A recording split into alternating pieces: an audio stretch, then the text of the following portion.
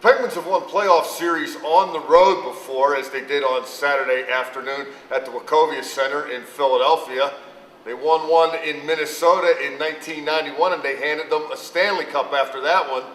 They did the same in Chicago in 1992, and of course, no one that's been around the Penguins for any length of time can forget that overtime goal scored by Darius Kasparaitis against Dominik Hasek in overtime in Game 7 in 2001 against Buffalo. All of those series were pretty satisfying, all things considered. But what the Penguins did here on Saturday against the Flyers in Game 6 of the Eastern Conference quarterfinals ranks right up there with just about any of the rest. And this just in, it's a victory for the Penguins that might prove as valuable as it is satisfying. If you recall last season, the Penguins pretty much breezed their way to the Stanley Cup final.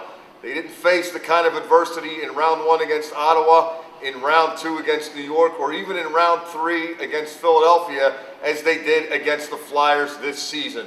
Make no mistake about it, this is a much better Philadelphia team than the one the Penguins beat in 5 games a year ago. And falling behind by 3 goals early in Game 6, as the Penguins did on Saturday, was a much bigger challenge than anything the Penguins had to overcome last postseason.